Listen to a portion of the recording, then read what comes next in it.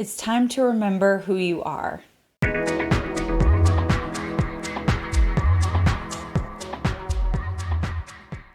On October 9th, we've got a full moon in Aries, ripening up at 16 degrees and 32 minutes of Aries.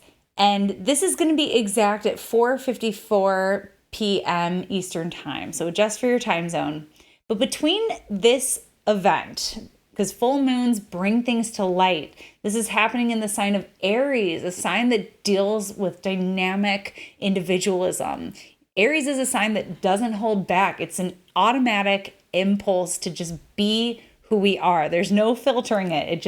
It's raw intensity. Well, it's raw realness, more like it. But the intensity part comes from Pluto.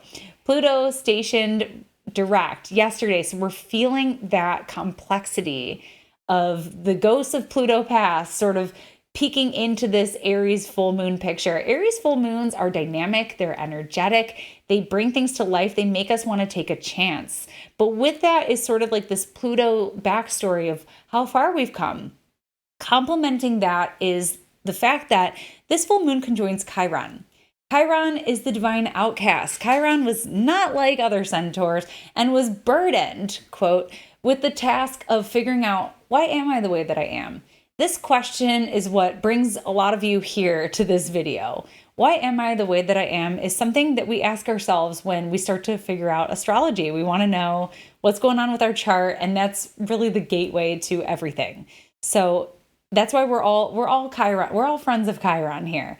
So Chiron is sort of this archetype that embodies this process of figuring out, why am I the way that I am? And how can I work on myself a little bit? So there's this big theme of healing, but there's also this significant theme of embracing our uniqueness and the path that it takes to basically be able to do that.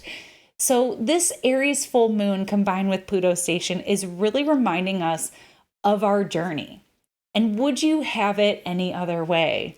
So this full moon can be really affirming for us. It really can. It can highlight how awesome our journey has been. It can also highlight how hard it's been and how awesome we are for keeping up with it.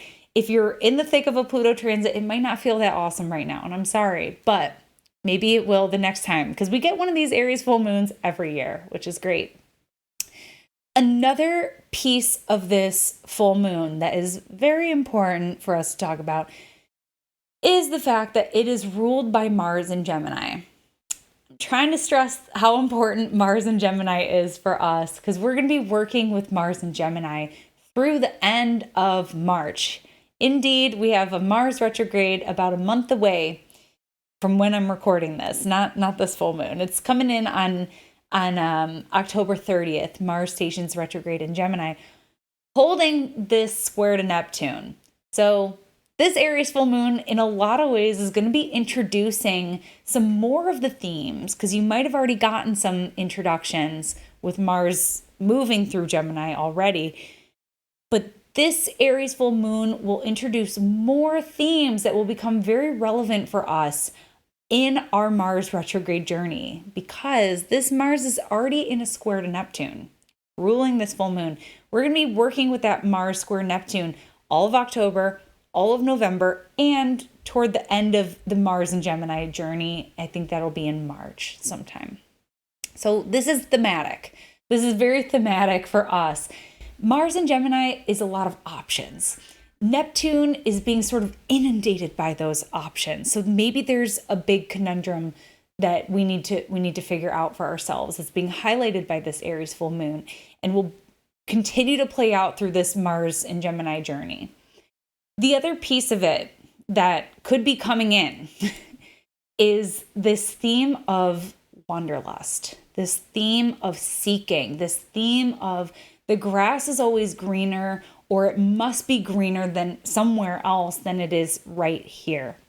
This is something that I see a lot with Mars Neptune folks, is this like endless seeking, this endless chasing of a dragon, trying to recreate this one magical moment that we had earlier on in our lives. A lot of times people who live with this aspect, there is a necessity for cultivating a regular practice of connecting with magic or something transcendent or something that makes life feel alive and really special in some way that is usually curated toward the individual. So for us here with Mars and Gemini square Neptune under this Aries full moon, there might be this inspirational pact we sort of make with ourselves to figure out what that spark is. At some point along our journey, we encountered this special magical spark that set some sort of important source of inspiration for us, that was a catalyst for us. Maybe there is a desire to reconnect with that somehow here. So there will be a lot more that aspect is doing, but that's one way that we might be feeling it under this Aries full moon. So we're embarking on this journey to reclaim something essential to our spirit. So keep that in mind. Something essential to your spirit, something essential to your journey, something that we want to bring back in and reintegrate for ourselves.